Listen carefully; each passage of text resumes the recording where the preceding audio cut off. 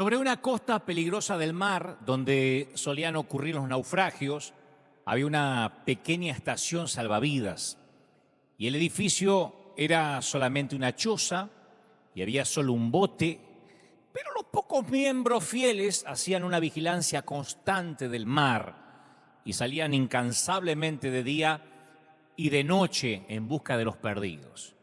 Y algunos de los que fueron salvados quisieron asociarse a la estación y dieron su tiempo y dinero para apoyar ese trabajo, un poco en agradecimiento, ¿no? Que los salvaron de morir ahogados. Se compraron nuevos botes, se entrenaron nuevos grupos y la pequeña estación salvavidas creció. Y algunos miembros de la estación salvavidas no estaban muy contentos en que el edificio fuera tan ordinario, tan mal equipado, porque había comenzado como una choza, como un rancho. Y sentía que debían proporcionar un lugar más cómodo como primer refugio de aquellos que habían sido salvados del mar. Entonces sustituyeron las camillas de emergencia por camas, pusieron mejores muebles en el edificio ampliado y con las mejoras la estación salvavidas se había vuelto un lugar popular de reunión para todos los miembros porque lo usaban como una especie de club. Entonces cada vez menos miembros estaban interesados en ir al mar en misiones salvavidas, así que contrataron equipos con botes salvavidas para hacer ese trabajo. Le llamaban a esos equipos el grupo que sale a salvar los sábados. Y en ese tiempo, un gran barco naufragó cerca de la costa y los equipos contratados trajeron cada vez más personas con frío, mojadas, medio ahogadas, obviamente estaban sucias y enfermas, y el nuevo y hermoso club estaba en caos. Entonces el liderazgo preparó inmediatamente un sector de duchas construido fuera del club, donde se le exigía a las víctimas de los naufragios que tenían que higienizarse antes de entrar. Y la mayoría de los miembros abandonaron las actividades salvavidas del club porque eran desagradables, sucias, resultaban un obstáculo para la vida social normal del club. Y aunque en el medio del salón seguían teniendo un hermoso y un enorme bote salvavidas exhibido como en un museo, como símbolo de lo que ellos creían y por lo cual habían comenzado. Aunque eso estaba allí, no querían relacionarse con la tarea de salvar vidas. Y algunos otros miembros insistían que el socorrismo era el objetivo primordial y por eso se llamaban estación salvavidas. Pero el liderazgo les dijo que si querían salvar las vidas de toda esa gentuza que naufragaba en aquellas aguas sucias, bueno, que se construyan su propia estación salvavidas. Y eso hicieron, se empezaron a dividir. Y con el paso de los años, la nueva estación que se había dividida experimentó los mismos cambios que habían ocurrido en la primera. Evolucionó de estación salvavidas en un club y surgió la fundación de esa fundación, otra que se dividió para hacer una estación salvavidas nueva. Y la historia siguió repitiéndose. Y si visitas esa costa del mar hoy, vas a encontrar un número de clubes exclusivos a lo largo de toda la orilla. Y lo trágico es que a pesar de la gran cantidad de estaciones salvavidas que se abren por semana, la mayoría de la gente se ahoga en esas mismas costas. Es que en aquella bahía ya nadie mira el océano. Por alguna razón, los que formamos parte de la iglesia, cuando yo recuerdo esta historia, pienso que también sin querer o queriendo, abandonamos nuestra guardia constante sobre el mar y dejamos de mirar el océano abierto buscando incansablemente al perdido o al que se está por ahogar. Y en algún momento, no sé cuándo, pero olvidamos que todo lo que hacemos siempre, como venimos diciendo desde que estas transmisiones comenzaron, siempre todo lo que hacemos debe estar ligado, relacionado con un alma, con la gente rota. Tampoco creo que la idea de la iglesia deba ser un refugio del miedo en contra de la cultura, que también Dios nos habló de eso. En algunas partes de los Estados Unidos, en Oklahoma, en Kansas, se construyen lugares subterráneos para los tornados. A lo mejor lo has visto en películas. Es un sitio para esconderse cuando las cosas se pongan feas. Pero la iglesia no es un búnker para esconderse. La iglesia siempre fue el escuadrón de búsqueda, no la resistencia. no el búnker subterráneo de protección. En la conferencia que yo hacía en la gira Auténtico hasta el año pasado, yo solía comenzar diciendo que todas las innovaciones tienen su fecha de expiración, que en algún momento lo nuevo deja de ser nuevo. Y al final, las ideas nuevas se nos empiezan a parecer a las noticias de ayer. El pan no es lo único que se vuelve rancio con el tiempo. Yo pienso que todos los enfoques nuevos e innovadores también tienen su fecha de expiración. Todos y cada uno de ellos. No creo que haya algo irresistible ni relevante para siempre. Por eso nuestra iglesia, como decía el domingo pasado, cuando hablo de nuestra iglesia, hablo de la iglesia en general, la iglesia en el mundo, no necesariamente una en particular. Nuestra iglesia conspira inconscientemente por evitar los cambios. ¿Por qué? Siempre tratamos de defender la forma en que se hacen las cosas en la iglesia. Y eso está tan profundamente arraigado que a cada paso que uno quiere pensar en la gente que se ahoga, en la gente rota, uno encuentra resistencia. Resistencias internas, ¿no?, al cambio. Porque el edificio de nuestras iglesias fue diseñado alrededor de la forma en que se hacen las cosas. Las dependencias fueron diseñadas alrededor de cómo se hacen las cosas. El presupuesto de una iglesia está organizado alrededor de la forma en que se hacen las cosas. Los líderes y los voluntarios son entrenados para llevar a la práctica la forma en que se hacen las cosas. Y cuando el Señor nos habla cara a cara y nos quiere hacer cambiar el funcionamiento de un club para que vuelva a ser un escuadrón de búsqueda de ahogados, es difícil volver a darle prioridad a la gente que naufragó y que llega muerta de frío y envuelta en algas marinas. Es costoso, es demasiado perturbador, es demasiado riesgoso. Ahora, convengamos que este no es un mensaje exclusivo para líderes, es un mensaje para todo el mundo. Si eres miembro de una iglesia o algún día piensas hacerte miembro de una iglesia y quieres ver un cambio, quieres soñar con esa iglesia que va por los perdidos, yo creo que necesitamos que Dios comience por nosotros. Tienes que pedirle a Dios que Dios ponga una carga por algo que valga el riesgo de poner en peligro tu vida, algo que valga el riesgo de salir de la zona cómoda. Al menos lo que yo hago a diario, pedirle que el cambio comience con mi vida personal, porque mi tendencia es hacer como las hermanas de Lázaro. Lucas 10:38 narra lo siguiente, dice que aconteció que yendo de camino entró en una aldea y una mujer llamada Marta recibe a Jesús en su casa.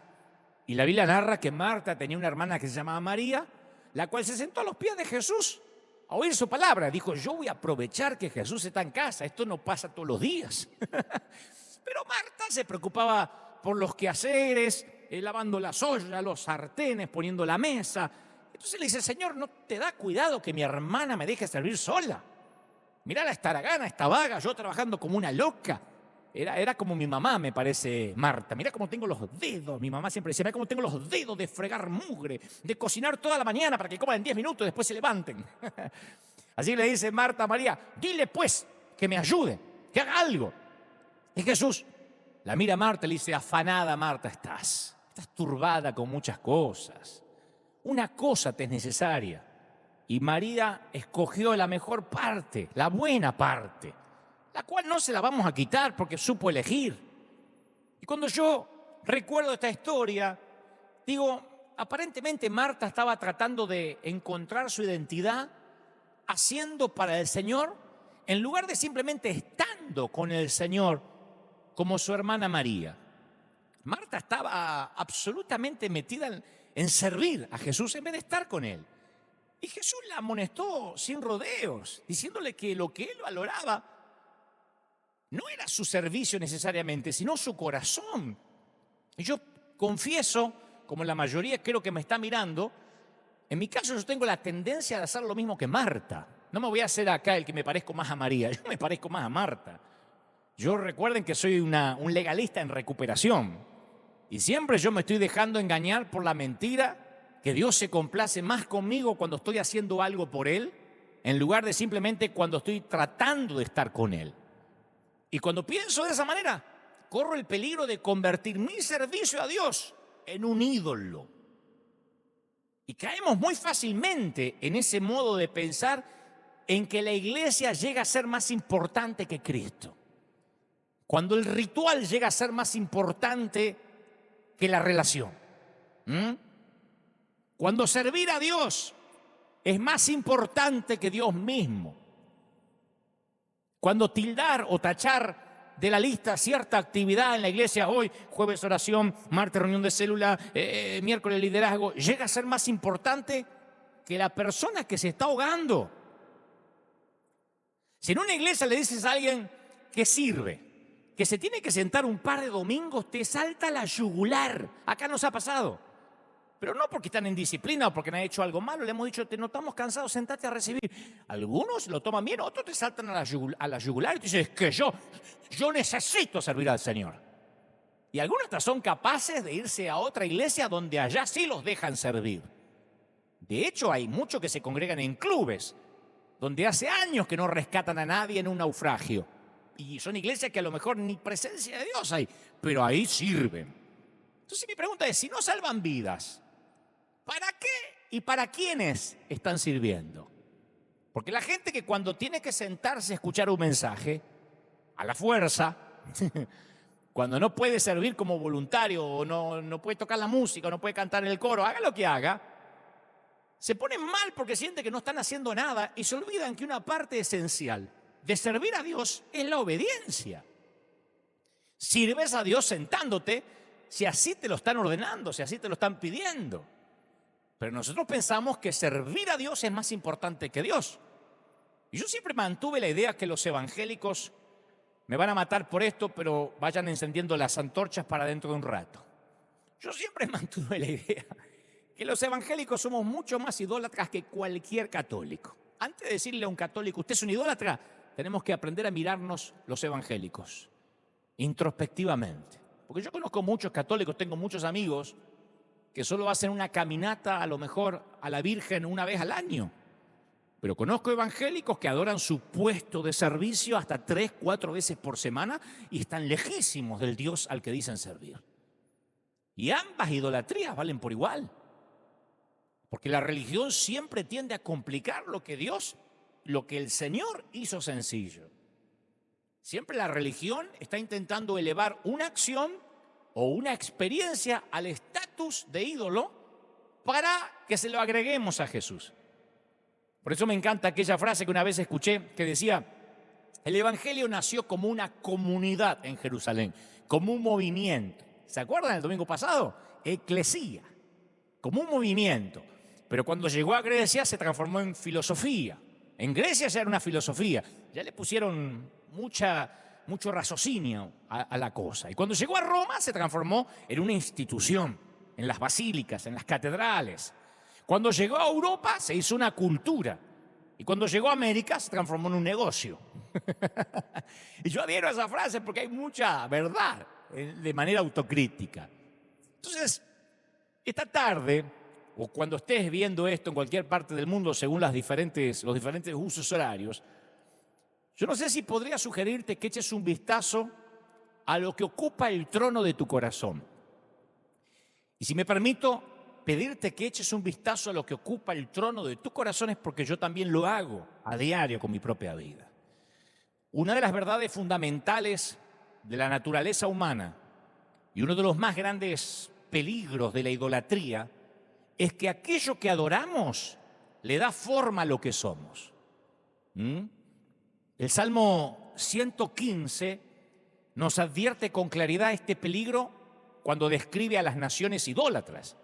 Dice, los ídolos de ellos son plata y oro, obra de manos de hombres, tienen boca mas no hablan, conocen, ¿no? El pasaje, tienen ojos mas no ven, orejas tienen mas no oyen, narices mas no huelen, manos tienen pero no palpan, pies pero no andan, no hablan con su garganta, semejantes a ellos son los que hacen y cualquiera que confía en ellos.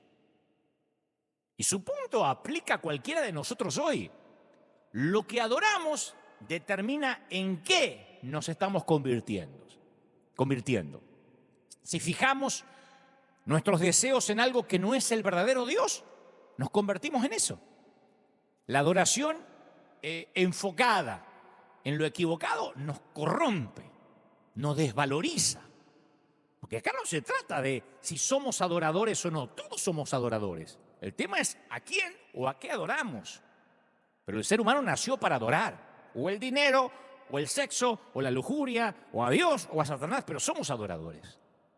Y si adoras el servir a Dios, calificas como idólatra. Porque tampoco son las formas o el método, sino quienes somos en Él.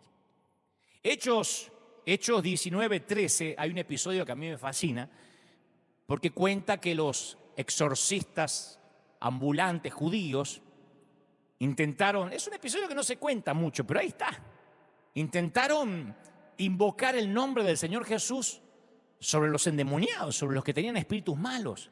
Entonces decían los tipos, os conjuro por Jesús, ese que predica Pablo. Y dice la Escritura que respondiendo el espíritu malo dijo, a Jesús conocemos y sabemos también quién es Pablo, pero ustedes quiénes son. y el hombre en quien estaba el espíritu malo se lanzó de un salto sobre ellos, los dominó, pudo más que ellos, de tal manera que huyeron de aquella casa desnudos y cubiertos de heridas. Cuando yo veo este episodio digo, bueno, a ver, el procedimiento era correcto, el nombre involucrado era correcto, os conjuro por Jesús el que predica Pablo. La doctrina era correcta, ¿por qué no funcionó?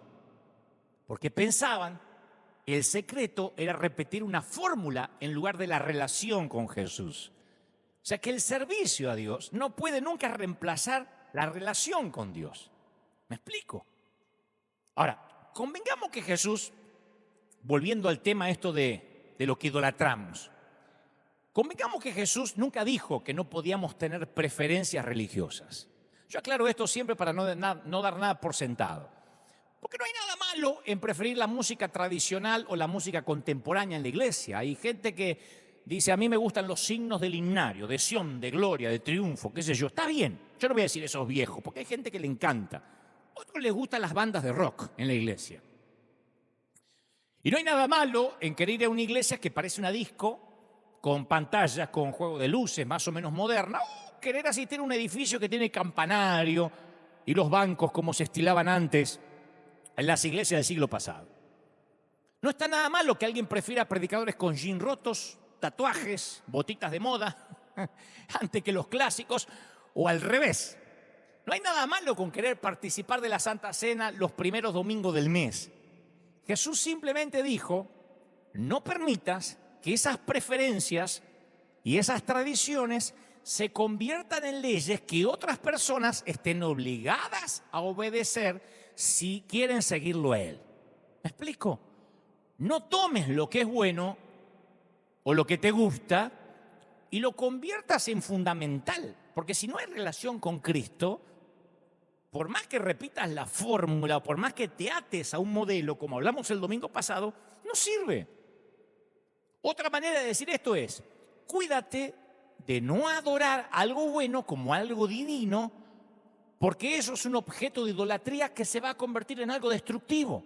¿Por qué? Simplemente porque ni la tradición ni la preferencia religiosa puede darle vida eterna a un pecador. Ninguna ley ni regla jamás va a provocar una explosión de amor y de gozo en el corazón humano. Lo que la ley no podía hacer, Dios lo hizo a través de Jesús. Porque la religión tiene la tendencia de quitar el enfoque en lo que Cristo hizo y centrarlo en nuestros esfuerzos, a lo Marta, en vez de María. Centrarlo en la fórmula que aprendimos. Y esa es la mayor diferencia entre la religión creada por el hombre, que lleva a la idolatría, y el evangelio dado por Dios, que dirige a la verdadera transformación. No es Jesús más servirlo a Él, o Jesús, como dije el domingo pasado, más cuidar la doctrina, o Jesús más algo, lo que nos da un propósito. No es Jesús más algo lo que define nuestra identidad. Solo es Jesús. Cuando le agregas algo a Jesús, en realidad le estás quitando todo. No hay que agregarle nada, es Jesús. A mí me fascina la historia de Hechos 8, cuando Felipe conoció a un funcionario etíope de camino a Gaza. Porque el hecho de que el hombre, dice las Escrituras, estuviera leyendo el libro de Isaías demuestra que estaba interesado en el judaísmo, ¿no? Pero resultó que era también eunuco, lo cual significaba que aunque podía convertirse al judaísmo, no podía participar activamente de la congregación. Entonces Deuteronomio 23:1 dice: ninguno que haya sido castrado o que tenga cortado su miembro viril entrará en la asamblea del Señor. Y como seguidor judío de Jesús y buen conservador y cumplidor de las reglas, Felipe pudo haber visto al eunuco como mercancía dañada. Era un tipo que estaba roto literalmente. Y si Felipe aceptaba al forastero eunuco en su fe, estaría violando una tradición en la cual había sido criado, que él respetaba y seguía. Entonces Felipe había sido educado en la creencia de seguir las tradiciones y eso determinaba su posición ante Dios. Tenía el mismo síndrome que yo te conté que tengo yo. Si yo hago las cosas para Dios de la manera que me enseñaron, Dios me va a amar más. Esa es la tensión que se sintió a través de la iglesia primitiva y yo creo que se siente hasta el día de hoy. Pero bueno, afortunadamente Felipe fue capaz de seguir la dirección de Dios más allá de la cajita de su religión, más allá de su cajón religioso. Dice la Biblia que Felipe abrió su boca, comenzó a hablar de la Escritura, le anunció el Evangelio de Jesús y llegaron a un lugar donde había agua y el eunuco dijo: mira, hay agua, ¿qué impide? Esa famosa pregunta: ¿qué impide que yo sea bautizado? Y Felipe dijo: nada, si crees con todo tu corazón, puedes. Así que le dijo el eunuco: mira, yo creo que Jesucristo es el Hijo de Dios. Así que Felipe mandó a detener el carruaje, descendieron al agua, Felipe y el eunuco, y lo bautizó. Ahí, sin mediar cursos, sin mediar ningún seminario. ¿Qué impide que yo sea bautizado? Nada.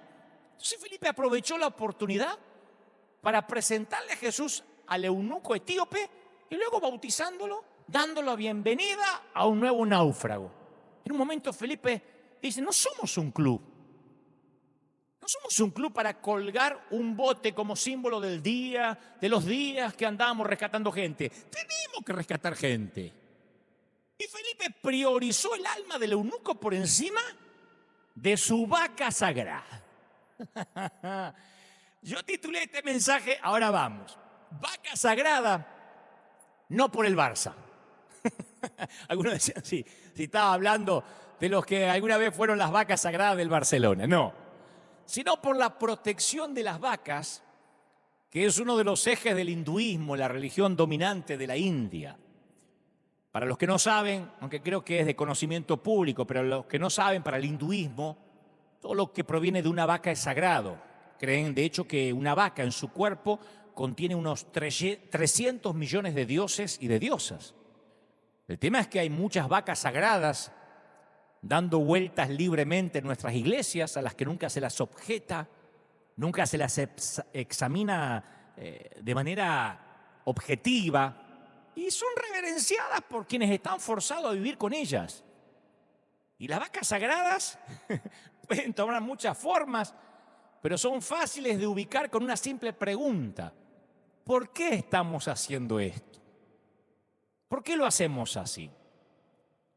Y si la respuesta es: porque siempre lo hicimos así, o así es como lo hacemos acá, es muy probable que nos hayamos encontrado con una vaca sagrada. Alguien estará diciendo: bueno, pues esto es mucha crítica. No, es que si no desaprendemos, difícilmente tengamos lugar para que Dios nos dé lo nuevo. Por eso el Señor decía: oíste que fue dicho, mas yo digo. Desaprender algo es más duro que aprender algo nuevo. Y yo soy criado a la antigua en el sentido que me molesta cuando se añade algo al evangelio, algo que no es necesario, y se predica como si fueran términos bíblicos. Como decía un pastor alemán que yo estuve: no está en la Biblia, pero debería estar. Él un día dijo que en el cielo solo se iba a tocar violín y acordeón, que eran los instrumentos que él tocaba. Y le preguntamos: pastor, ¿dónde está en la Biblia? Dice: no está, pero debería estar. Punto. Entonces, como el hombre es una criatura con costumbre y se aferra a las tradiciones, tendemos a idolatrar algo que a veces no está ni siquiera en las Escrituras. Hay un incidente en la Biblia que a mí siempre me llamó la atención, que ustedes lo pueden buscar en casa en Números capítulo 24, capítulo 21, versículo 4, capítulo 21, donde a causa de la murmuración de Israel que vagaba por el desierto, Dios envía serpientes, permite serpientes al campamento. Está lleno de enseñanzas esta historia, pero voy a puntualizar a lo que vamos, para no irme del tema. Y dice las Escrituras que habló el pueblo contra Dios y contra Moisés. ¿Por qué nos hiciste subir de Egipto para que muramos en este desierto? Acá no hay agua, nuestro alma está fastidiosa, tenemos este pan tan liviano, maná todos los días, estamos hartos de maná. Entonces, como estaba murmurando, Jehová envió entre el pueblo serpientes que mordían al pueblo y murió mucha gente de Israel. Entonces el pueblo vino a decirle a Moisés: pecamos por haber sido abribocas, por haber hablado contra Jehová, por haber hablado contra ti. Por favor, ruega a Jehová que nos quite las serpientes. Y Moisés oró, porque Moisés era un apagador de incendios. Entonces Jehová le dijo a Moisés: hazte una serpiente de bronce refulgente, ponela sobre un asta, y cualquiera que haya sido mordido, que mire para arriba y va a vivir. Y Moisés hizo una serpiente de bronce, la cual la puso sobre un asta como Dios le mandó, y cuando alguna serpiente mordía a alguno, miraba la serpiente de bronce y sobrevivía. Tiene muchas explicaciones, muchas enseñanzas, pero no me quiero ir del tema que nos compete. El gran tema, que luego de este incidente, el pueblo de Israel idolatró esta serpiente de bronce durante 700 años. Hicieron de un símbolo que era para un momento un ídolo y pasó a tomar el lugar de Dios. Hasta que apareció un rey llamado Ezequías que sintió de parte de Dios de hacer pedazos la serpiente de Moisés. Porque entendió que no había nada por encima de Dios y no había nada por encima de Jehová, y que la gente ponía las bendiciones por encima del que bendecía. Entonces en Segunda de Reyes 18:4 dice que este rey quitó los lugares altos, quebró las imágenes, cortó los símbolos de una talacera e hizo pedazo la serpiente de bronce que había hecho Moisés, porque hasta le quemaban incienso los tipos. Los hijos de Israel venían y le prendían velas y la llamó Neustán. Y de alguna manera todos tenemos nuestro Neustán. Imagínate si hoy descubrieran restos de la verdadera cruz. Imagínate si arqueólogos descubrieran restos de la cruz del Calvario. Adoran el Santo Sudario, que todos coinciden de que realmente fue algo que descubrieron mucho más acá de Jesús, que data la tela de que no eran de los tiempos de Jesús. Hasta muchos aseguran de que es apócrifo, y aún así hay gente que se muere por ver el Santo Sudario. Imagínate si encontraran algún clavo del madero, o la corona de espinas, o el Santo Grial, que se han hecho hasta películas del Santo Grial, la copa donde bebió Jesús. Imagínate si encontraran el mismísimo Arca del Pacto, la gente la adoraría. Yo fui a Israel y veía gente arrodillada llorando sobre un mármol que afirman que acostaron el cadáver de Jesús. No hay registro ni histórico ni sagrado de eso. Y la gente lloraba arriba del mármol y lo tocaba porque decían que ahí había estado Jesús. De hecho, como conté, en Israel se han construido grandes templos alrededor o por encima del Monte de los Olivos, del huerto de Getsemaní, de la casa de Pedro, las ruinas de Capernaum. Porque la naturaleza del hombre es idólatra por esencia. Necesitamos ver, tocar, palpar, oler. Bienaventurados los que no vieron ni creyeron, le dijo Jesús a Tomás. Y en nuestras iglesias tenemos un montón de esas vacas que adoramos, que no nos animamos a objetar o a debatir o a preguntar: a ver, ¿para qué sirve esto? ¿Está en las Escrituras? No, es que sí hizo así, pero ¿está en la Biblia? Debería estar. Solo un par de ejemplos, aunque esto no es lo medular, pero solo un par de ejemplos para ponerlo en la misma página, aunque, insisto, no sea lo medular del mensaje. ¿Cuántas veces escuchamos el término o el concepto de salvador personal? Recibe a Jesucristo como tu salvador personal. Tú no puedes hacer una invitación a nadie si eres evangelista y decir recibe a Jesucristo como Salvador si no le agrega la palabra personal, como si estuviera en la Biblia. Y ese término y ese concepto no existe en la Biblia. Como que yo te diga, te presento a mi hijo personal. Este es mi amigo personal. ¿Qué es personal? Pero esto no es dañino, no es que sea algo malo necesariamente. Pero es el clásico ejemplo cuando se añade al evangelio algo que no es necesario. Esto demuestra una disposición mental de inventar términos y de permitir que esos términos se prediquen como si fueran términos bíblicos. Salvador personal. ¿Por qué tenemos que añadir cosas innecesarias y sin sentido al evangelio? Eso es un ejemplo de cómo un término no bíblico es elevado a algo reverencial por la iglesia, como diciendo, insisto, aunque no está en la Biblia, debería decir ahí Salvador personal. Se le olvidó decirlo a Dios, por eso se lo agregamos. Se nota que Dios se olvidó de ponerlo en la Biblia. Otra vaca sagrada, el llamado a pasar adelante. No digo que esté mal. ¿Qué es una vaca sagrada? Cuando se adora algo, cuando se reverencia algo, que no está mal, no digo que esté mal, es una herejía, pero tampoco está en la Biblia. Imagínate a Jesús al finalizar el sermón del monte diciendo, mientras Judas toca cuán grande es él en el órgano, si tú realmente quieres ser mi discípulo esta noche, entonces quiero que levantes tu mano. Imagínate a Jesús, quiero que levantes tu mano para verla. Aquí, sí. Allí veo una mano. ¿Otra mano habrá alguien más? Allí subido a la higuera. ¿Habrá alguien que no se anime? Y allá atrás de la higuera veo a alguien que tal vez alguien lo pueda acompañar para que se anime. Veo 2 manos allá, detrás de la montañita aquella. O sea, ¿te imaginas a Jesús pidiendo que levante la mano para pasar al altar? Por favor, mientras Bartolomé canta un especial, quiero que pasen acá adelante los que levantaron su mano, sí, sean amigos. Y unos discípulos amigos identificados con una credencial de discípulos míos van a tomarte los datos para que no te escapes y te van a explicar mejor la parábola durante el resto de la semana.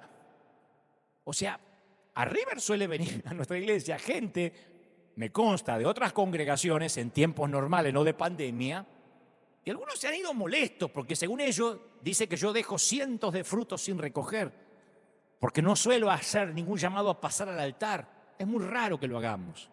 Yo no estoy diciendo que mi forma es la forma. Estoy poniendo en tela de juicio algo que vemos como bíblico que no lo es. Como yo no suelo hacer la invitación oficial al altar o la oficial reconocida por la mayoría, muchos creen que no tiene valor mi presentación del evangelio. Que si yo en un estadio predico y no hago un pasado al altar, ninguno se convirtió. Y créelo o no, el llamado al altar fue inventado hace 150 años atrás, apenas. Fue usado primero por el evangelista americano Charles Finney como un medio de separar a aquellos que querían conversar un poco más acerca de la salvación. Pero gradualmente, lentamente, se volvió una parte fija de cada reunión y como toda tradición comenzó a perder su espíritu original. Y la gente comenzó a adorar a Nehushtan. La parte del pasar adelante se volvió más importante que el quebrantamiento y la confesión verdadera. Entonces, de hecho, inclusive, prediqué en muchas iglesias en todo el mundo, mientras que los nuevos pasan adelante, muchos miembros se acercan al estacionamiento, van guardando las cosas en la cartera para que no los agarre el trancón del tránsito, como si pasar al altar fueran los créditos de la película, cuando termina, ¿viste? Que se quedan a verlo los fanáticos. Muy raro, hay fiesta en los cielos mientras los pecadores se convierten, menos en la congregación que están todos apurados para irse. Pero pasaron al altar. Cualquiera que pasa adelante y le toman los datos, ya es proclamado como un nuevo creyente en Cristo. No importa si pasó apenas convencido, porque lo empujaron, porque lo llevaron amenazado, porque dijeron, pasar al altar y te llevo a comer. Se lo contabiliza como alma nueva porque pasó al frente. Y capaz que aquel que el Espíritu Santo redargulló en el asiento, pero no pasó al altar, creemos que se fue sin Cristo. No, se fue sin dejar los datos, que es diferente. Pero no podemos decir se fue sin Cristo, ¿no? Dejó los datos, pero ¿cómo voy a decir yo se fue sin Cristo? Y ahora que estamos transmitiendo así, ¿cómo tomo los datos de la gente? En mi caso, ¿Cómo sé a quién llega? Algunos me escriben, mi esposo que es inconverso te escucha, mi hijo que no quería saber nada de Dios está llorando. ¿Yo puedo subestimar esa obra del Espíritu Santo y porque yo no le tomé los datos y no pasaron a este altar, decir no están convertidos? Pero es una vaca sagrada. No hiciste el llamado al altar. Puedo hacerlo, no está mal, pero puedo no hacerlo. Y el Espíritu Santo va a tocar los corazones sin mi ayuda, sin mi altar.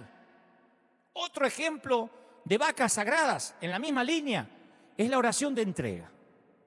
Imagínate también una escena donde Jesús, esto es mirar a Jesús con los ojos nuevos, donde Jesús guía a algunos nuevos discípulos a una oración de entrega. ¡Wow! ¿Cuántos han venido adelante para ser salvos en esta noche? Ahora es muy sencillo, repite esta pequeña oración después de mí y ya eres un cristiano. ¿Listos? Dice Jesús, repite conmigo. Querido Jesús, entra a mi corazón, entra a mi corazón. Imagínate, cuando uno intenta imaginarse a Jesús usando nuestros métodos, nos parece ridículo. Y esta es una buena prueba para cualquier método. ¿Podría imaginarme a Jesús haciendo esto? ¿Podría imaginarme a Jesús predicando esto? Puesto que la Biblia dice, andad en la manera que Él anduvo, primera de Juan 2:6, tenemos siempre que comparar nuestras acciones y mensajes con los del Maestro. Insisto, ¿está mal repetir la oración? No está mal. Pero tampoco es que si no repiten la oración, se van al infierno. Porque el mismo acto de guiar a alguien en oración hasta es ridículo. No vas a encontrar nada parecido en la Biblia, ni en los escritos, ni en las biografías de la historia de la iglesia. Yo no creo que Jesús quiera que sus discípulos repitan detrás de Él. Él quiere que sigan detrás de Él. Con este criterio, si Cristo no viene en los próximos 100 años, se va a creer que un predicador, si no hace repetir a la gente, no está predicando. Viste que se usa mucho ahora, dígale al que está a su lado, dile a 3 hermanos, vamos a leer en Génesis, diga conmigo Génesis, diga conmigo Abraham, repite conmigo Abraham. En 100 años vamos a decir, el que no repite no es de Dios, porque vamos asimilando cosas como sagradas que no lo son modismos, formas, maneras. Y nosotros pensamos que Jesús está interesado en que repitan. Él prefiere ver a un solo convertido verdadero en vez de un océano lleno de decisiones. Entonces, cuando uno estudia la vida de Jesús, se asombra que Él tampoco tenía un programa de seguimiento. No tenía un equipo de discípulos para que llamaran en la semana para rematar la venta. Al contrario, Él acostumbraba a llamar a la gente a seguirle a Él. ¿Sabe lo que más veían de Jesús? Esto, síganme. Su nunca. De hecho, les subía los requisitos de admisión para que no lo siguieran tan fácil. Pero nunca tuvo que ir de puerta en puerta buscando al tipo que sanó la semana pasada para compartir una nueva parábola con él. Che, Santiago, ¿le tomaste la dirección al joven rico? No, se me pasó. Andrés, visítalo en la semana y le explicás mejor lo que quise decir. ¿Viste que se fue triste? A ver si lo perdemos al rico. Yo veo a Jesús y Él tenía la actitud, si quieren vida eterna, tendrán que renunciar a todo y seguirme a mí. Esa es una de las cosas que aprendimos en River, no seguir a nadie. Sí tenemos discipulados, seminarios de crecimiento, tenemos un equipo de 12 pastores, pero nunca le mandamos el FBI o la migra espiritual a nadie. Y esto lo hacemos porque no subestimamos lo que el Espíritu Santo hace. Yo no quiero hacer el trabajo que le corresponde al Espíritu Santo, ni tengo la capacidad para hacerlo. A menos que estén solo convencidos los que pasaron al frente. Pero si 30 segundos de cielos abiertos hicieron de Saulo un Pablo, no veo por qué eso debería cambiar. A menos que no haya habido ningún cielo abierto. Que haya sido un show, un servicio carnal. Porque si la gente sale hablando del Elías de Dios, si la gente viene y dice, wow, ¿viste el Elías de Dios? Wow, ¿viste cuando el Elías se paró? ¿Viste cuando apareció el Elías de Dios? Entonces sí necesitamos un seguimiento. Es difícil seguir a Elías.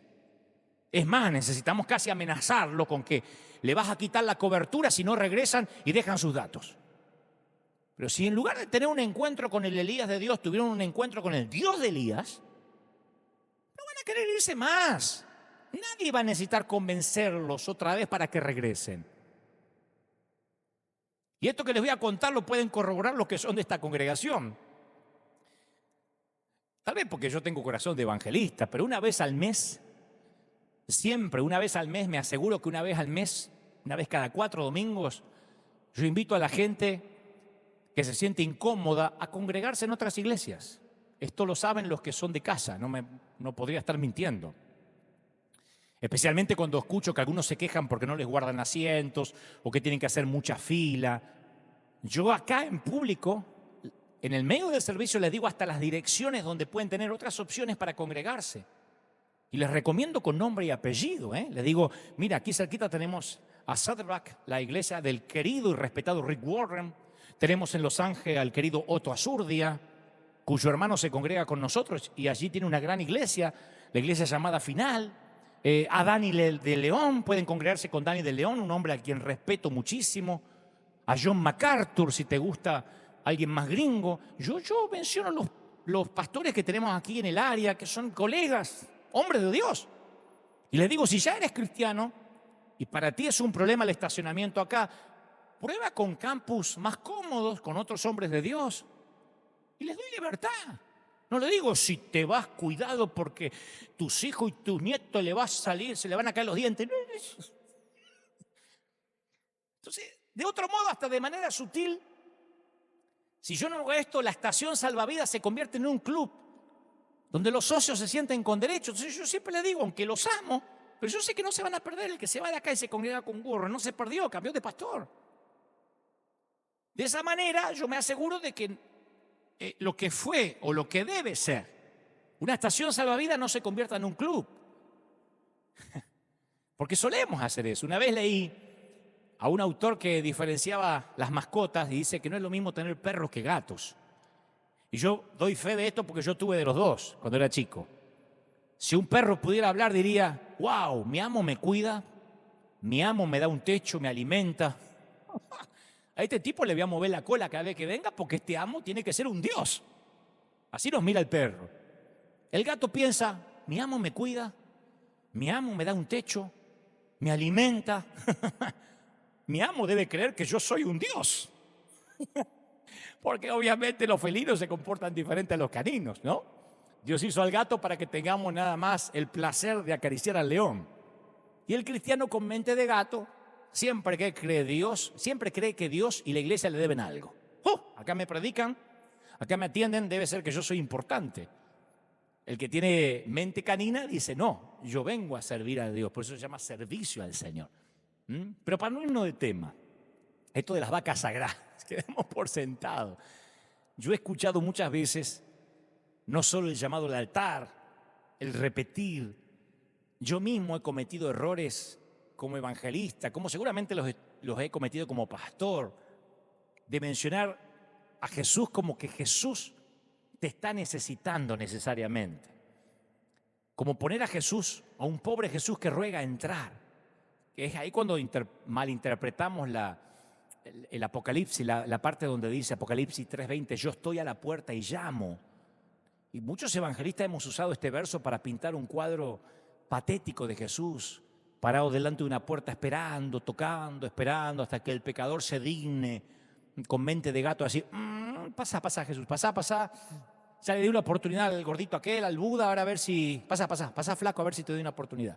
Entonces, yo he escuchado a algunos que llegan hasta a decir, el pobre Jesús está afuera, en el frío, esperando que alguien lo deje entrar porque el picaporte está de adentro. Deja, por favor, dale una oportunidad a Jesús. Dale una oportunidad a Jesús, escuchá. Dale una oportunidad a Jesús. Entonces uno está bien. ¿Qué tengo que hacer? Repite, Señor Jesús, te doy una oportunidad de mostrame si sos mejor que un multinivel. O sea, dale una oportunidad a Jesús. Porque decimos, no, el Señor está afuera. Primeramente, las palabras del Señor, yo estoy a la puerta y llamo, en Apocalipsis, no son para los perdidos, son para la iglesia de la Odisea. Jesús está fuera de su propia iglesia, llamando para que lo dejen entrar.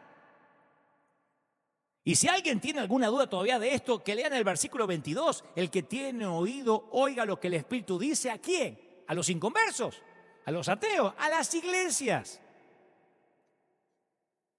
Segundo, para los pecadores, el asunto es al revés. Jesús no está fuera llamando para entrar. Ellos están fuera de su reino. Y ellos, dijo Jesús, pueden tocar toda la noche como las 5 vírgenes insensatas que se les acabó el aceite y salieron a comprar, pero Jesús no los dejará entrar mientras no cumplen los requisitos de un corazón contrito, arrepentido y humillado. ¿Me siguen?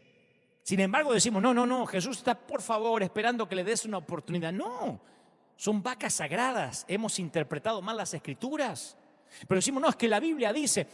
La Biblia no dice, desde el punto de vista técnico, es incorrecto decir la Biblia dice o la Biblia enseña. Yo cometo siempre este error de decir, la Biblia dice. No, la Biblia no dice. La Biblia en sí no dice ni enseña nada. Todavía no enciendas esa antorcha como el Ku Klux Klan para quemarme a mí y a toda la familia conmigo y a toda la iglesia. Razonemos un poco. Cuando uno se refiere a la Biblia diciendo que es un libro, es una injusticia. Esto no es un libro. Esto es mucho mejor que un libro. La Biblia es una colección de manuscritos antiguos, escritos a lo largo de un periodo de 1500 años por más de 40 autores. Y sin embargo relata una sola historia. Por eso es técnicamente incorrecto decir la Biblia dice, porque Dios no escribió la Biblia de la manera en que los autores escriben los libros. Los textos que componen la Biblia fueron escritos por más de 40 personas diferentes durante un periodo de 1500 años y todos relatan la misma historia. Eso es lo asombroso. Y nosotros a veces por tener una vaca sagrada decimos, miren, esto es lo que dice la Biblia. Lo dice la Biblia, no lo discutan y obedézcanla. Y al inconverso le cuesta entender eso. Entonces hemos creado un argumento con una lógica muy débil que es difícil de defender. ¿Y por qué hacen esto? Porque lo dice la Biblia. No, esta es una colección de manuscritos divinamente inspirados. Entonces uno tiene que aprender a citar a los autores y no a la Biblia. Cuando decimos la Biblia dice, en realidad no estamos refiriendo a sus autores. Porque citar a los autores tiene mayor peso y refuerza la realidad de que la Biblia es una colección de escritos procedentes de muchos autores. Por ejemplo, ¿cuál es nuestro argumento para probar la resurrección de Jesús desde la perspectiva de un escéptico? Bueno, podemos decir, la Biblia dice que Jesús resucitó. Recíbalo por fe. Dice que resucitó después de estar 3 días en la tumba. Lo dice la Biblia. Y la gente dice, lo dice un libro. Harry Potter debe decir otra cosa y el Cervantes debe decir otra cosa. Pero si uno dice, Mateo, que era un cobrador de impuestos que existió, se convirtió en uno de los seguidores de Jesús. Y él escribió que Jesús resucitó de entre los muertos y afirmó haberlo visto. No solo eso, sino que también acá Lucas, un médico que entrevistó a diversos testigos presenciales, llegó a la conclusión de que Jesús resucitó de entre los muertos. Estaba tan convencido que abandonó su profesión de medicina y se convirtió en fundador de iglesias. Marcos creía que Jesús había resucitado de entre los muertos basándose entre lo que le contó Pedro, testigo ocular. Pedro, que había negado a Jesús, afirmó haber visto a Cristo resucitado. Jacobo, Santiago, el medio hermano de Jesús, creía que su hermano había resucitado de entre los muertos. El apóstol Pablo, basándose en que estuvo con testigos oculares y presenciales, llegó a la conclusión que era cierto que Jesús había resucitado de entre los muertos. Y así podríamos seguir y seguir. Entonces, un argumento se basa acerca de un libro que no es un libro. El otro argumento se apoya en una multitud de relatos de testigos presenciales, todos ellos tomados de las Escrituras. Entonces uno no debe esperar que alguien racional crea que Jesús resucitó de los muertos porque lo dice la Biblia y se acabó. No, ese argumento tiene poca fuerza. Pero está bueno desafiar a la gente a reflexionar sobre la autenticidad de la resurrección a partir de los testimonios de Mateo, de Pedro, de Juan, de Jacobo, de Lucas, del apóstol Pablo y una docena de personas menos conocidas que son mencionadas a lo largo del Nuevo Testamento. Entonces nuestra cultura necesita comprender que el fundamento de la fe cristiana no es un libro infalible. Porque si adoramos la Biblia, también es una vaca sagrada, es bibliolatría. El fundamento de nuestra fe es un suceso único de la historia, no un libro. El fundamento de la fe Es un suceso único del cual dieron testimonios personas que vivieron y escribieron durante los días que tuvo lugar ese suceso, la resurrección de Jesucristo. Y así te puedo quedarme toda la tarde enumerando vacas sagradas. El pasar al altar, el Cristo personal, el repetir, el decir la Biblia dice. Yo puedo pasarme la tarde porque yo soy un legalista en recuperación. Y me di cuenta cómo adoramos cosas que no están ni siquiera en las Escrituras y cuando uno va con ojos nuevos no las encuentra. Y como mi naturaleza es adorar las serpientes de bronce que quizás sirvieron para una temporada, yo me obligo a hacerme preguntas que te voy a pedir que te las puedas hacer. Yo me hago preguntas descarnadas que me provocan y hace 30 y tantos años que por providencia de Dios hago esto. Pero esas preguntas me obligan a enfrentar cosas que capaz que es fácil ignorar. Pero que al final, si las respondo bien, me hacen mejor mensajero, mejor persona. Me pregunto de qué método me estoy enamorando, que capaz no es eficaz como solía serlo y se transformó en una vaca sagrada. Ahí es cuando la línea es difusa y me transformo de una estación salvavidas a un club. ¿Qué es lo que me encanta hacer, pero que capaz que ya no está funcionando? ¿Qué celebramos para que no se ofenda a la gente, pero que no sirve para salvar almas? ¿Hay una relación entre lo que celebramos y nuestra misión? ¿Le importa un alma nueva? ¿A alguien que llega roto a la iglesia que dice, voy a acercarme a Cristo, que por primera vez consideró venir, que ese domingo celebramos el cumpleaños del pastor? ¿Le importa? ¿O que justo ese día no se predica salvación porque es el aniversario de bodas del apóstol? ¿Le importa? No estoy diciendo de no honrar a los hombres de Dios, estoy hablando del servicio, mínimamente el servicio del fin de semana. ¿Le importa al que viene roto a la iglesia que dediquemos un servicio para honrar el cumpleaños del apóstola, de la pastora, de los hijos, de los nietos, del perro del pastor? Resulta que llega un alma nueva a la iglesia y entramos con un pastel. Que los cumplas, apóstol, que los cumplas, apóstol.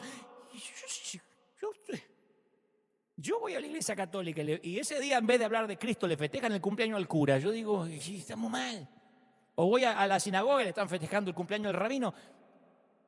Si desperdiciamos la única oportunidad de salvar a alguien del naufragio, solo porque hoy celebramos el aburrido aniversario de la iglesia, donde cada bendito departamento o ministerio preparó un especial y llevamos 4 horas y media donde cantó la hermana Edubija y cantó la hermana Morínica y el coro y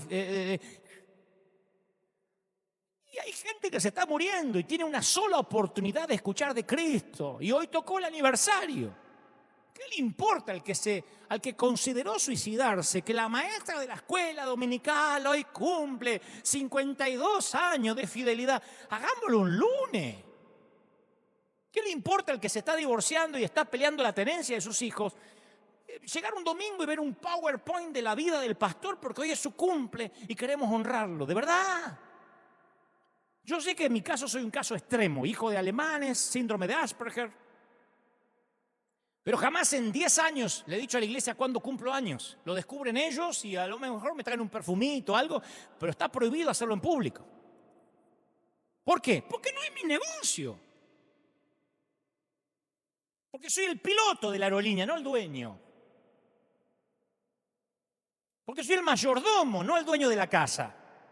No puedo hacer una fiesta en una casa que es prestada. No puedo celebrar mi cumpleaños. No estoy haciendo una doctrina de esto, estoy poniendo un ejemplo. Si todo lo que hacemos coincide con la gran comisión, si de repente nuestra iglesia dejara de existir, ¿nos echaría de menos la ciudad? ¿O el que la echa de menos, o la que echamos de menos somos los pastores porque ya no nos estacionan el auto, no corren a agarrarnos el saco, no nos esperan con café? Esas son las preguntas que yo me hago a mí mismo para no mentirme a mí mismo, para obligarme a liderar a manos abiertas.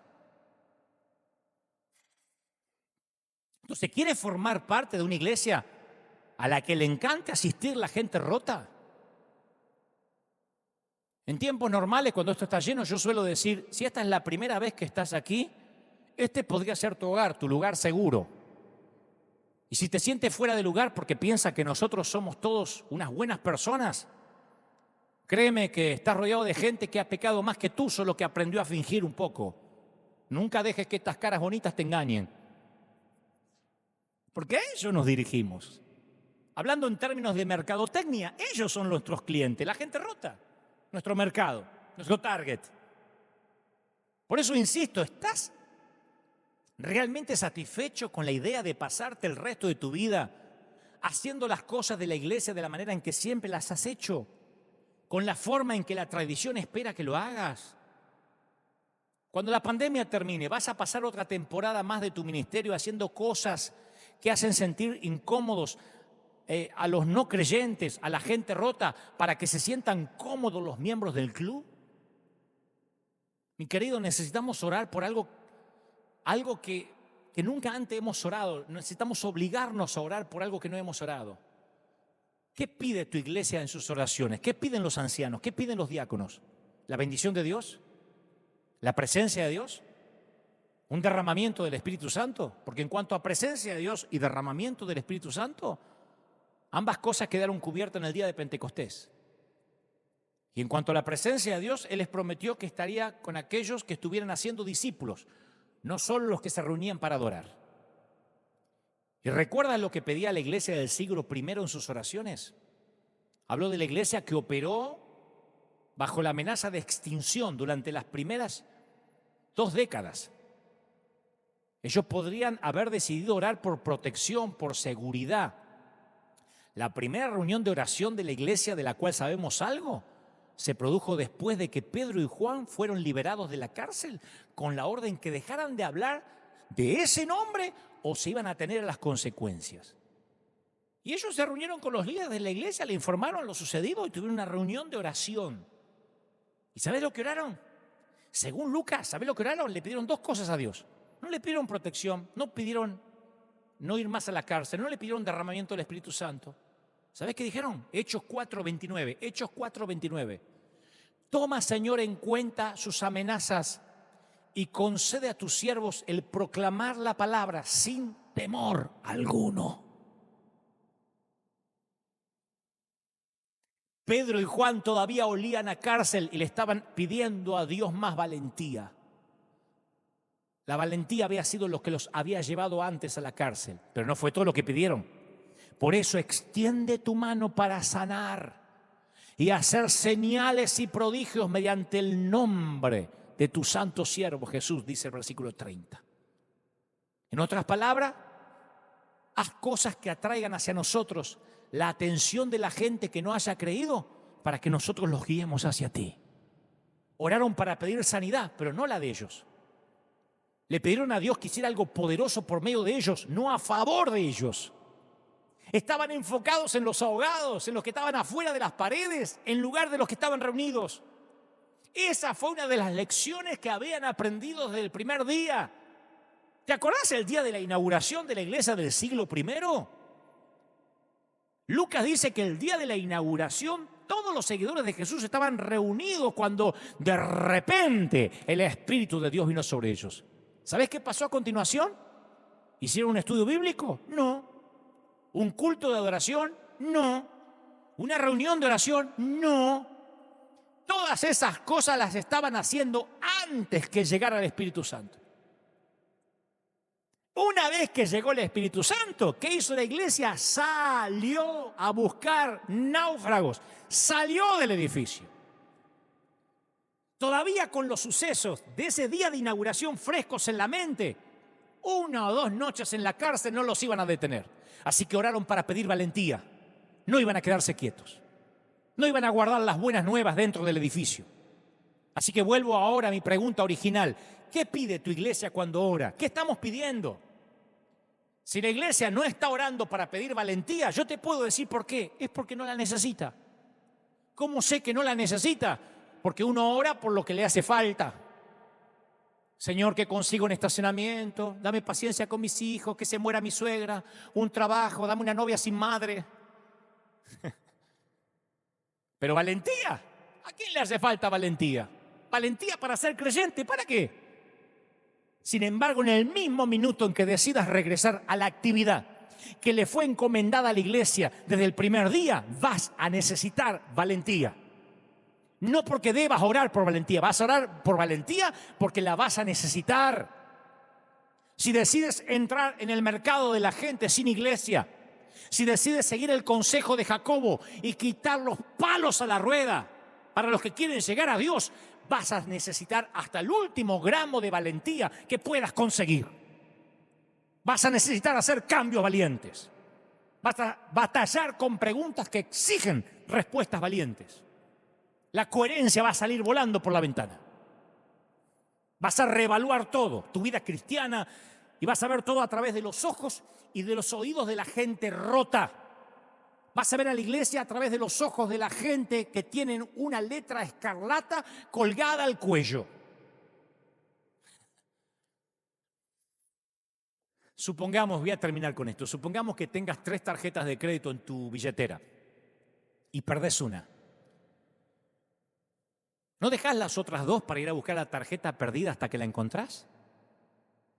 Hace poco a mí se me perdió una tarjeta de crédito, después descubrí que la había dejado en el mercado. Y ni una sola vez saqué las que no había perdido para mirarlas. No tuve urgencia de ninguna clase con respecto a mi tarjeta de crédito que no se me había perdido. No llamé ni a una sola persona para decirle que todavía tenía mi tarjeta de American Express. Pero llamé a todos lados para ver si alguien vio mi Mastercard en alguna parte. Cuando uno pierde algo importante, se obsesiona con lo perdido. Nos preocupamos por lo que perdemos, ¿o no? Pensamos solo en eso. ¿Se te perdió alguna vez el teléfono celular? ¿Te consolaban todos los demás aparatos electrónicos que tenías regado por toda la casa? Perdí el celular, pero bueno, me quedó el control de la tele.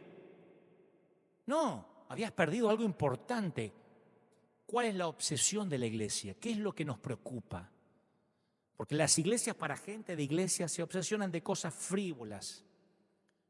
Por eso les tenemos fobia a las reuniones de comisión, a las de ancianos, a las de los comités, a los desayunos de pastores, porque raras veces, cuando nos reunimos los pastores, raras veces hablamos de algo importante. Estamos administrando a una gente que no está perdida. ¿Sabés lo que yo hice cuando por fin encontré mi tarjeta de crédito perdida? Llamé al banco y le dije, no me manden otra tarjeta, regocíjense conmigo, acaba de encontrar la tarjeta que se me había perdido. Yo no tengo necesidad de decirte de qué forma Jesús concluyó cada una de sus parábolas acerca de cosas perdidas. Jesús dijo que había más regocijo en el cielo por la gente acabada de encontrar que por la gente que nunca se perdió. ¿Te gustaría saber por qué no hay tanto regocijo en tu iglesia? Porque a lo mejor tu iglesia está repleta de gente encontrada.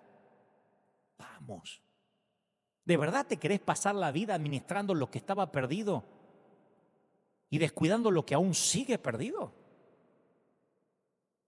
Si eres líder, si eres pastor, le tienes que decir a tu iglesia que vas a comenzar de inmediato a evaluar todo lo que se hace en la iglesia después de la pandemia.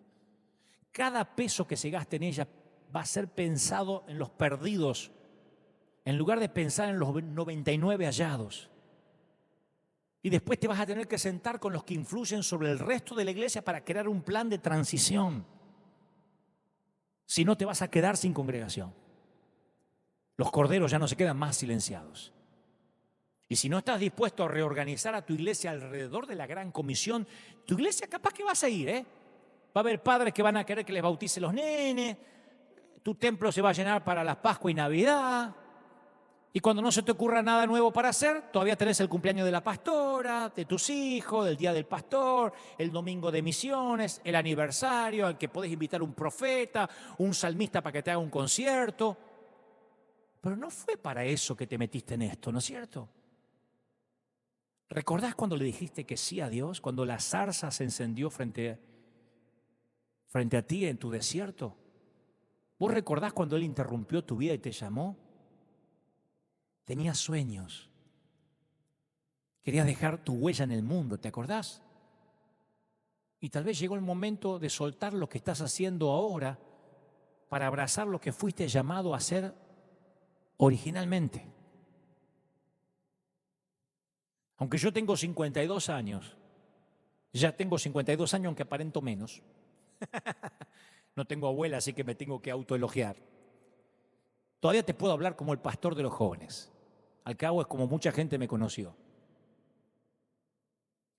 Si estás en el rango de los 40 para adelante, te ruego que no eches a perder la pasión que tienen nuestros jóvenes.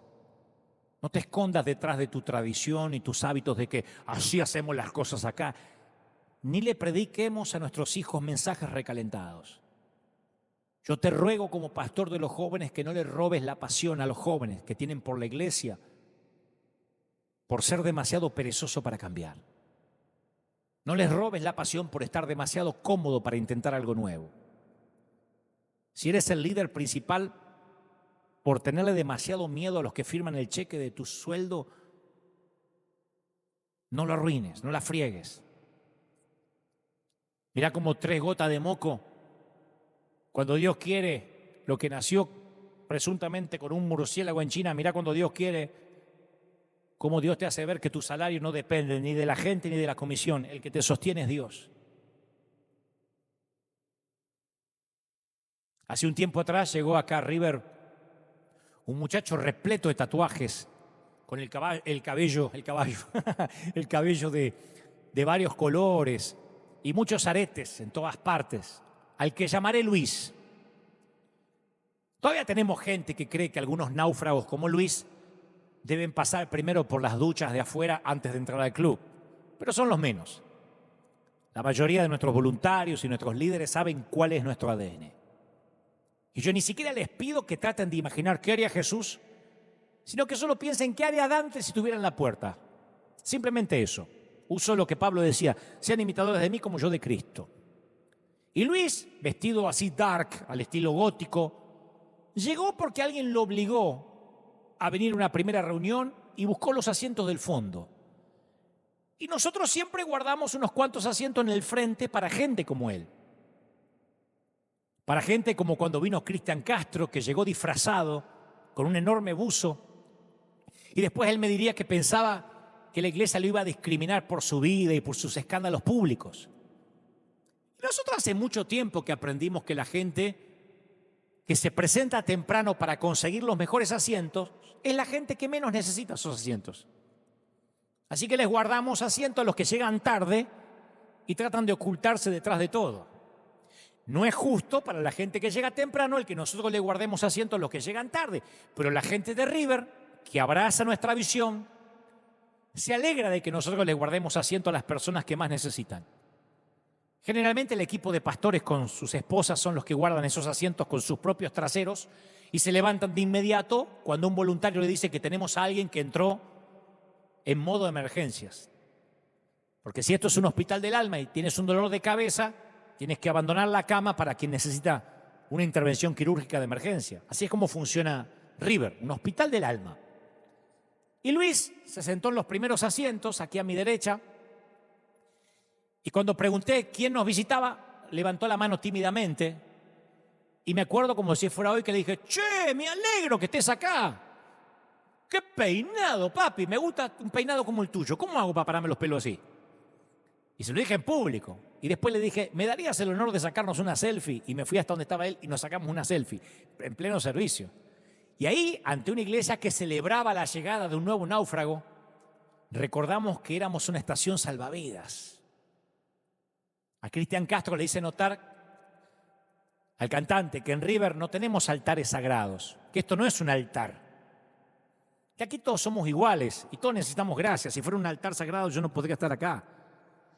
Y como somos rescatadores de ahogados, y en mi caso soy libre de la opinión de los fariseos orinadores de agua bendita, lo invité a subir aquí y accedió el pobre casi temblando y tarareamos una canción juntos.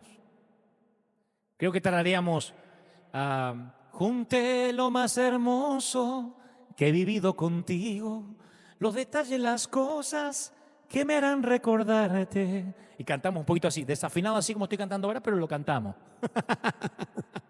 Pobre David, puede seguir tocando lo que estaba.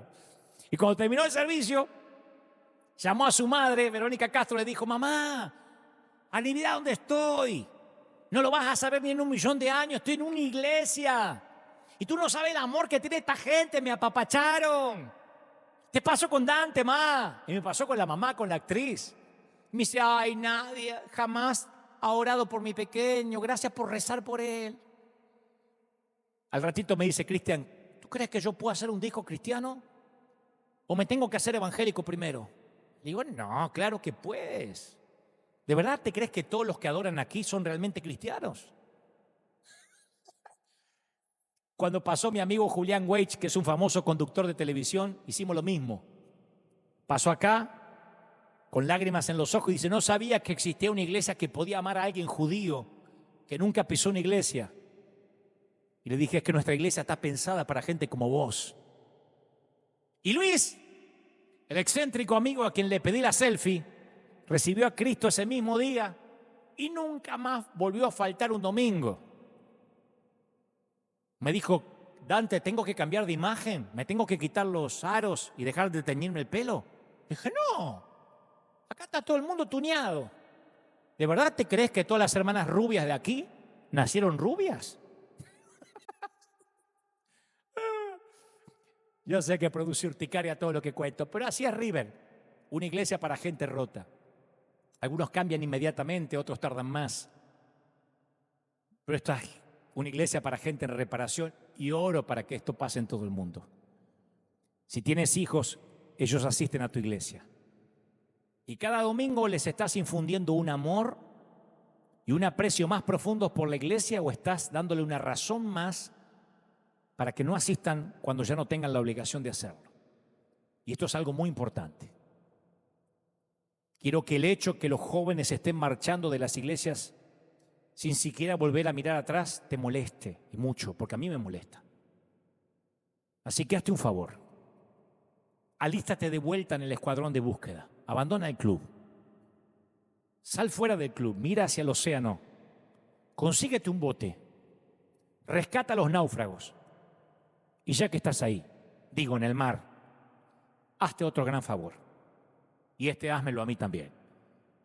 Asegúrate de ahogar unas cuantas vacas.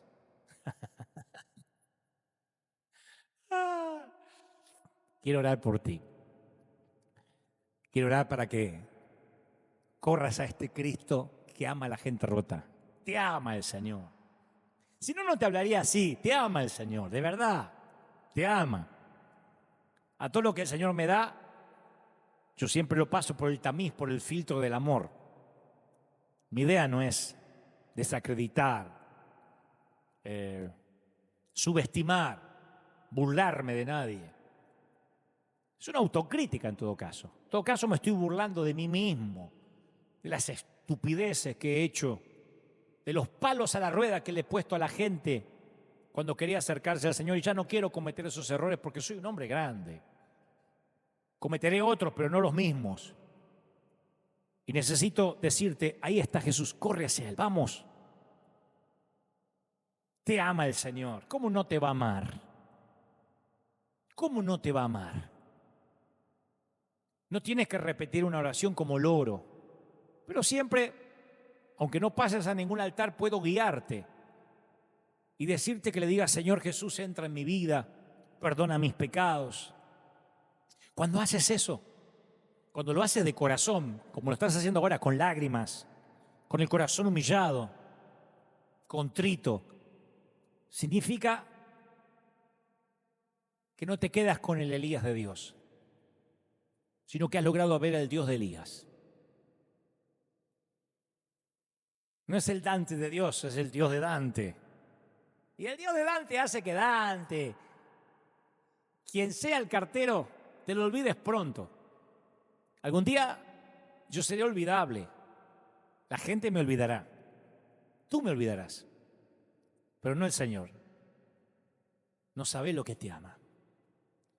Y me ha dicho que te dé un beso, que te dé un abrazo, que no te deja de amar, que se empecinó con tu vida. Vamos, iglesia, a los líderes, a los queridos pastores. Vamos por los rotos. Vamos por los necesitados. Vamos por los que no tienen iglesia. No creerán la cantidad de gente que me escribe y me dice, yo me fui de la iglesia, me echaron, me quitaron la cobertura, me maldijeron. Que Dios levante una generación nueva de líderes, de pastores, de iglesias que bendigan, ¿No es preferible, como dice Juan Carlos Ortiz, fundador de esta iglesia, pero che, es preferible equivocarse dando gracia que equivocarse haciendo justicia? Si vamos a equivocarnos otorgando gracia. ¿Qué perdemos por honrar a alguien que por ahí no era un siervo de Dios y un día nos enteramos que no era un siervo de Dios? No perdemos nada. Pero sí perdemos mucho si deshonramos a alguien que sí era un hombre de Dios. Entonces, equivoquémonos por honrar, por bendecir. Equivoquémonos por otorgar gracias y vamos a equivocarnos antes que ajusticiar a alguien a que Dios ama. Te ama el Señor. Estoy orando por los que están mirando de otras partes del mundo. Antes de terminar, nos fuimos de tiempo, pero yo sé que si no se han movido es porque el Espíritu Santo está hablando. Y cuando el Señor habla, cuando el Señor redarguye, cuando el Señor quita las vacas sagradas, cuando el Señor nos hace bajar desde allí, desde el asta, las serpientes de bronce, es porque Él va a volver a entronizarse en tu corazón. Él dice, yo voy a tomar otra vez el lugar que me pertenece. Dile, Señor, yo he sido un idólatra del servirte, como Marta ha estado afanado en el servicio y ahora en la pandemia me doy cuenta que necesito una relación contigo. Dile al Señor que pides perdón por las veces que has idolatrado la Biblia por encima de la inspiración de ella. ¿De qué sirve amar la Biblia, idolatrarla, si no amas a Dios y no puedes amar a los perdidos, a los náufragos? Dios levante otra vez estaciones de salvavidas a lo largo y a lo ancho de toda la bahía de los continentes. Que esta vuelva a ser una bahía donde haya iglesias que vayan por los perdidos. Te ama el Señor. Seas católico, ateo, musulmán, judío, no mesiánico, te ama el Señor. Vino por todos. La iglesia tiene que ser para todos. Y el Señor me dice que te diga, he aquí, yo no te dejo. A donde estás en casa, con tu familia, por favor, ora conmigo. Pídele al Señor que venga un nuevo mover, un nuevo avivamiento, que no tenga que ver con lo que ocurra dentro del edificio, sino en las calles. Que haya muchos yendo a las naciones, que haya muchas iglesias bendiciendo a los pobres, visitando a los enfermos, a los presos, por cuanto lo hiciste por mis pequeñitos, por mí lo hiciste, dice el Señor. ¡Aleluya! Bendigo a los que miran, bendigo a los que oyen y declaro una doble, triple, cuádruple porción del Espíritu Santo en el cuerpo, en el alma y en el espíritu. Amén y amén. Gloria al Señor. Me encanta que hayas tomado un bote. Me encanta que estés ahogando vacas sagradas. Me encanta que estés siendo parte del escuadrón de búsqueda en combate contra las filas invasoras.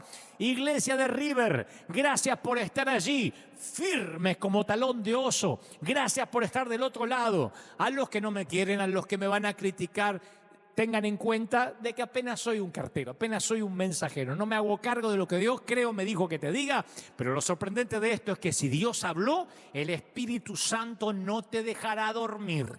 Él va a redarguirte por las noches. Si esto es de Dios, va a permanecer. Si no es de Dios, se va a desvanecer. Pero si Dios habló, esto va a permanecer. Escríbelo en las tablas de tu corazón, átalo a tu cuello.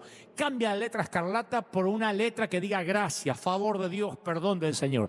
Que Dios te bendiga. Los dejo con la placa final para que se puedan comunicar con nosotros y que Dios haga resplandecer su rostro sobre ti. Nosotros nos vemos aquí, Dios mediante, dentro de 7 días, en esto que hemos dado en llamar River Church, nuestro servicio. Dios te bendiga. Hasta la próxima.